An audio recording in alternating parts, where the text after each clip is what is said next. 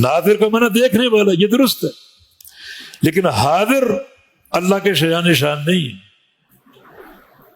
حاضر میں تواضع ہے، چھوٹا پن ہے، انکساری اور ضعف ہے۔ اللہ کی ذات کے لیے کبر، تکبر، بڑائی، اس میں تواضع نہیں ہے، انکساری نہیں ہے، ضعف نہیں ہے۔ آپ کہتے ہیں نا حاضر ہوں جناب، یہ ایک ادب کا، ایک انکساری کا کلمہ۔ استاد شاگرد کی حاضری لیتا کلاس میں، شاگرد کیا کہتا؟ حاضر جناب۔ عدالت میں ملزم حاضر ہے، جج تشریف لے اور ملزم حاضر ہے، یہ حاضر ملزم کے ساتھ۔ یہ چھوٹا لفظ ہے، اس میں انکساری، کمزوری، عاجزی۔ اللہ تعالیٰ کے لیے عاجزی نہیں ہے، کمزوری نہیں ہے۔ اور پھر حاضر کا معنی اپنے جسم کے ساتھ کہیں موجود ہونا، اپنی ذات کے ساتھ۔ اللہ رب العزت اپنی ذات کے ساتھ اپنے عرش پر ہے۔ یہ کہنا کہ یہاں حاضر ہے، اللہ کے شان شان نہیں، بذات ہی موجود ہونا، یہ حاضر کا معنی۔ اللہ تعالیٰ بذات ہی اپنے عرش پہ مستوی، الرحمن علی العرش استوی، عرش پر مستوی۔ اور اس کا علم، اس کی قدرت، اس کا احاطہ، اس کی تدبیر، اس کا ملک پوری کائنات پر، ایک ذرہ اس سے اوجھل نہیں۔ مگر اس کی ذات کہاں پر ہے؟ عرش پر۔ عرش کہاں پر ہے؟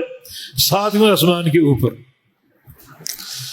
مخلوقات میں اوپر عرش اللہ تعالیٰ کی مخلوق، اس سے اوپر کوئی مخلوق نہیں، اس عرش پہ اللہ مستوی۔ پھر اوپر علو کی کیفیت کیا ہم نہیں جانتے، لیکن بذات ہی اپنے عرش پر مستوی۔ تو حاضر کا لفظ اللہ کے شان شان نہیں ہے، اس میں کمزوری ہے، اس میں بذات ہی موجود ہونے کا معنی پایا جاتا ہے۔ اللہ تعالیٰ بذات ہی عرش پر، یہاں اس کا علم ہے، اس کی قدرت ہے، اس کا احاطہ ہے، اس کا سمع ہے، اس کا بصر ہے۔ ذات کہاں پر ہے؟ عرش پر۔ اگر آپ کہیں کہ بذات ہی اللہ تعالیٰ موجود ہے، تو کیا فرق ہے پھر خالق اور مخلوق؟ جب تک آپ نے یہ آفس نہیں دیکھا تھا، آپ کو پتہ نہیں تھا کہ کیسا ہے۔ اب آپ یہاں آ گئے، آ کر دیکھ لیا، کھڑکیاں دیکھ لی، دروازے دیکھ لی، ہر چیز آپ نے دیکھ لی، آپ کو علم ہو گیا۔ تو کہیں موجود ہو کر، حاضر ہو کر اس چیز کا علم لینا تو مخلوق بھی کر سکتی، مخلوق بھی کر سکتی۔ جب تک آپ نے نہیں دیکھا، اس کا آپ کو علم نہیں تھا۔ اب آپ نے دیکھ لیا، آپ کو علم آ گیا، یہ کام تو مخلوق بھی کر سکتی۔ کمال تو یہ ہے کہ عرش پہ مستوی ہے اور کائنات کا ایک ذرہ تک اس سے اوجھل نہیں، یہ کمال۔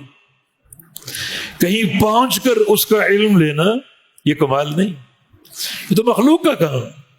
خالق کا کام کیا ہے؟ اپنے عرش پہ مستوی ہے اور پوری دنیا اس کے احاطے میں، اس کے قبضے میں، اور اس کے سمع اور بصر میں، ہر چیز کو دیکھ رہے، ہر آواز کو سن رہے، یہ کمال۔ تو یہ ترجمہ غلط ہے حاضر ناظر۔ شہید کا معنی گواہ یا دیکھنے والا، اور کوئی چیز اس سے اوجھل نہیں۔